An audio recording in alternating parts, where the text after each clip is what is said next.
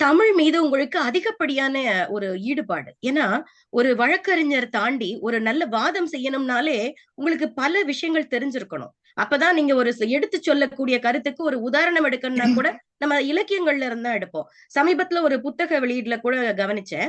நீங்க ரொம்ப அழகாக அந்த இலக்கியங்களிலிருந்து உதாரணம் எடுத்து பேசிட்டு இருந்தீங்க. ரொம்ப ரசிச்சு கேட்டுட்டு இருந்தேன்.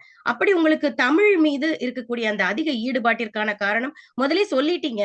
ஏன்னா நீங்க அந்த சூழல், நீங்க வளர்ந்த சூழல் அப்படி. உங்களுக்கு அதுவும் அந்த இலக்கியங்கள் மீது அதிக ஈடுபாடு இருக்க காரணம் என்னன்னு தெரிஞ்சுக்கலாமா? இல்ல, அது இயல்பு. நீங்க சொன்னதுதான். ஏன்னா அப்பா தமிழாசிரியராக இருந்து நான் இந்த பேச்சு போட்டிகள் இதுல எல்லாம் கலந்துகிட்டு வந்தது. வீட்டுல எல்லாருமே அந்த தமிழ் உணர்வோட தான் இருப்பாங்க. அண்ணனை பத்தி சொன்னாங்க இல்லையா, அவரு மகிழ்நன் பேரு, ஆஸ்திரேலியாவுல இருக்காரு. இளவழகன்னு ஒரு அண்ணன் சேலத்துல இருக்காரு.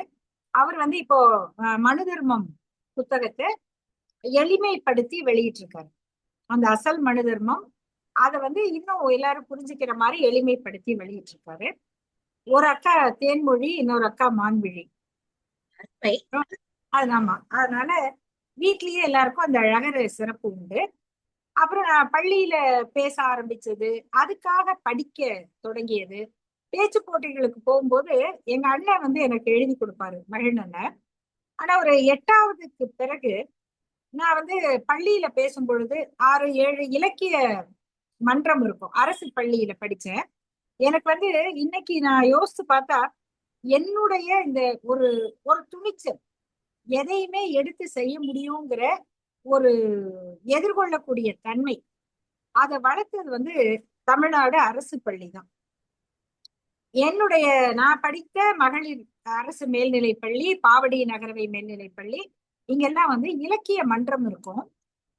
ஒவ்வொரு மாசம், இந்த மாசம் 6ஆம் வகுப்பு, அடுத்த மாசம் 7ஆம் வகுப்பு, அதுல அந்த 7ஆம் வகுப்பு பிள்ளைங்க எல்லாம் பேசணும். ஒரு வகுப்புக்கு 2 பேராவது பேசணும். அப்படி பேசும்போது இப்ப வந்து நான் விரும்பும் பெண்பார் புலவர் அப்படின்னு ஒரு தலைப்பு கொடுப்பாங்க. ஔவையார், ஆதிமந்தியார். எனக்கு முன்னாடி முந்திக்கிட்ட பெண் வந்து நான் ஔவையாரை பத்தி பேசுறேன் அப்படிங்கிறாங்க. அப்ப எனக்கும் ஆதிமந்தியார் தெரியாது. நான் சொல்றேன், ஐயோ நம்மளுக்கு தெரியாது. அப்ப டீச்சர், நானும் ஔவையாரை பத்தியே பேசுறேன். அதெல்லாம் கிடையாது, நீ ஆதிமந்தியார் பத்தி பேசு அப்படின்ட்டாங்க. அப்ப ஆதிமந்தியாரை பத்தி எப்படி தெரிஞ்சுக்கிறது? அதுக்கு எங்க அப்பா கிட்ட கேக்குறேன், நீ வந்து நூலகத்துக்கு போ. அந்த நூலகம்ங்கிறது எங்க வீட்டுல இருந்து ஒரு 3 கிலோமீட்டர் இருக்கும். நடந்துதான் போகும். இந்த இடத்துல இருக்கு. அங்க போய் நூலகத்துல போய் நூலகத்தை கேளு. அகர வரிசையில பெண்பார் புலவர்கள்ல ஆதிமந்தியாரை பத்தி புத்தகம் வேணும்னு கேளு.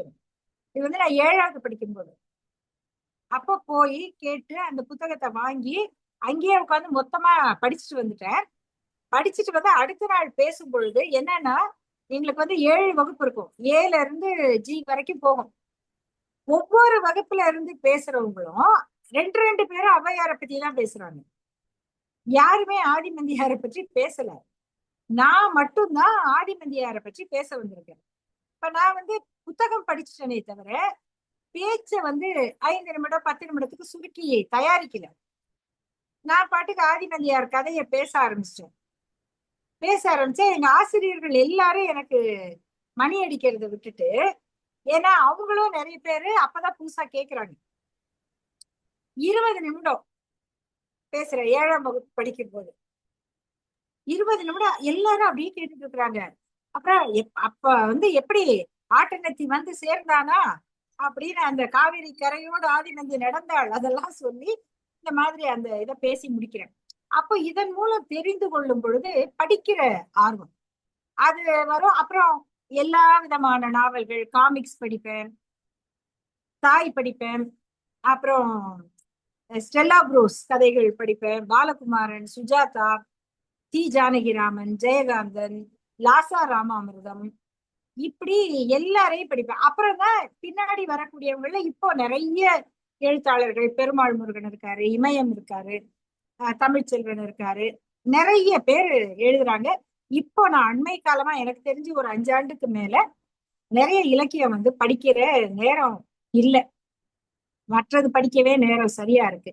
ஆகையினால இத படிக்க படிக்க படிக்க அது வந்து நம்மளை ஈர்த்துக்கிட்டே தான் அந்த அந்த ஈர்ப்பு தான் வந்து நம்மள அந்த அந்த தன்மையோட வச்சிருக்கு. ஏன்னா நான் அடிக்கடி சொல்றது உண்டு, தமிழ்ல இருக்கக்கூடிய ஒரு அழகியல் நம்மளையே அறியாம ஒரு சுழல் மாதிரி இழுத்துரும் நம்மள. ஒரு இடத்துல நீங்க படிக்க ஆமா, ஆரம்பிச்சீங்கன்னா நம்மள அதை விட்டு அடுத்த இதுக்கு போக முடியாது நம்மளால. முடியாது. மனசு அசை போட்டு கொண்டே இருக்கும். ஆமா. சர்வைவல் ஸ்கில்னு சொல்லுவாங்க. பொதுவா ஒரு இடத்துக்கு புதுசா நம்ம விடுதிக்கு எங்கேயாவது போகும்போது, ஐயோ எனக்கு சமைக்கவே தெரியாதுமா அப்படிங்க அந்த பசங்க. ஆனா ம். வேற வழியே இல்ல உனக்கு. ஹாஸ்டல் சாப்பாடு சரியில்லைன்னா நீ ஒரு பருப்பாவது வச்சுக்க கத்துதான் ஆகணும்னு அப்ப கத்துப்பாங்க. அது மாதிரி இங்க ஔவையார் அந்த பொண்ணு எடுத்துருச்சு, ஆட்டனத்தி ஆதிமந்தையாரை பத்தி பேசியே ஆகணுங்கும் பொழுது நீங்க அதை உங்க அப்பா போய் எடுக்க சொன்னாலும் அதை உள்வாங்கி 20 நிமிடம் பேசியிருக்கீங்க அப்படின்னு சொல்லும்போது, இப்படி தேவைக்காக ஒரு ஏற்படுத்தப்பட்ட பழக்கம் உங்களுக்கு ஒரு தேடல்ல கொண்டு வந்து முடிச்சிருக்குது. அதனாலதான் இன்றும் இலக்கியங்களை நீங்க தொடர்ந்து வாசிக்கிறீங்க. அதனாலதான் உங்களால ஒரு மேற்கோள் காட்டும் பொழுது இந்த இலக்கியத்தில் இப்படி பெண்மைக்காக இப்படி பேசப்பட்டிருக்கு, பெண்கள் இப்படி போற்றப்பட்டு இருக்கிறார்கள், அதெல்லாம் ஒரு உதாரணமா எடுத்துக்கணும்னு உங்களால ஒரு மிகச்சிறப்பாக கையாள முடியுதுன்னு நினைக்கிறேன். அது ஒரு ஈர்ப்பு. ரொம்ப சரியா சொன்னீங்க. அதெல்லாம் நம்ம ரத்தத்தோடே ஊறிய தமிழ் இல்லையா? அது மாதிரி நீங்க இன்னொரு விஷயம் சொன்னீங்க.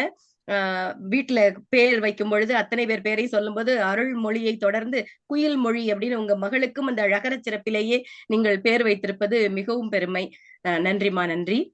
அடுத்ததாக நான் உங்களை கேட்க நினைச்சது, சரி இப்போ இவ்வளவு வீட்டுல வந்து ஒரு தமிழ் கூடலாவே இருந்திருக்கு உங்க வீடு. அப்போ அப்பா ஒரு தலைமை ஆசிரியர், அம்மா ஒரு சிறப்பான புத்தக வாசிப்பாளர், ஒரு அருமையான ஒரு சிந்தனையாளர். இந்த சூழல்ல வளர்ந்த நீங்க வழக்கறிஞர் ஆகணும் அப்படின்னு எப்படி வந்தீங்க? இதுதான் உங்க கனவா? எதனால இந்த அந்த வழக்கறிஞர் துறையை தேர்ந்தெடுத்தீங்க? உண்மையை சொன்னா கனவெல்லாம் கிடையாது. சின்ன வயசுல எனக்கு கனவு வந்து டாக்டர் ஆகணும்ன்றது.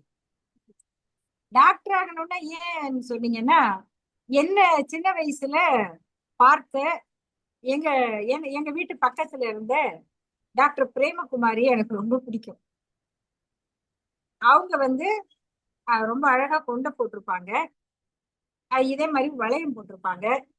எங்க அம்மாவுக்கு வந்து இந்த பி சுசீலா போட்ட அந்த வளையமும் எங்க டாக்டர் பிரேமகுமாரி போட்ட வளையமும் ரொம்ப பிடிச்சிருச்சு. அதனால நான் எனக்கும் அதை பழக்கிட்டாங்க, நானும் அப்படியே தான் இருப்பேன்.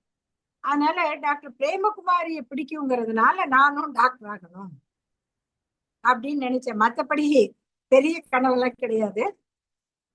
அப்புறம் இலக்கியம் படிக்கணும், இங்கிலீஷ் லிட்ரேச்சர் படிக்கணும் அப்படின்னு நினைச்சேன். ஏன்னா எனக்கு நான் சொன்னேன் இல்லையா, தெலுங்கு வந்து சின்ன வயசுலயே தெரிஞ்சுக்கிட்டேன். அதுக்கு முன்னால நாங்க குடியிருந்த பகுதி வந்து சௌராஷ்டிரா மக்கள் வாழுகிற பகுதி. அதனால எனக்கு வந்து தாய்மொழி மாதிரி நான் முதல்ல பேசுனது வந்து சௌராஷ்டிரா மொழி தான். அவங்க வீட்டுலதான் என்னை தூக்கிட்டு போய் வச்சிருப்பாங்க. அவங்க எல்லாருமே ஒரு மாதிரி ஒரு வெள்ளை நிறமா இருப்பாங்க. அதனால எங்க அம்மாவும் கொஞ்சம் சிவத்த நிறம்ன்றதுனால எங்களை பார்த்தா எங்க அம்மாவையே சௌராஷ்டிரா பொண்ணு நிறைய பேர் நினைப்பாங்க. அதனுடைய ரொம்ப சுவாரஸ்யமான எனக்கு எந்த அளவுக்கு அந்த குழந்தை பருவத்துல அந்த மொழி என் மனசுல பதிஞ்சதுன்னா, நான் வந்து டாக்டர் மா சொன்னாங்க இல்லையா, 2002 சிகாகோ வந்திருந்தப்போ அவங்க வீட்டுல இன்னொரு மருத்துவ கணவன் மனைவி இருந்தாங்க. அவங்க பேசிட்டு இருந்தாங்க.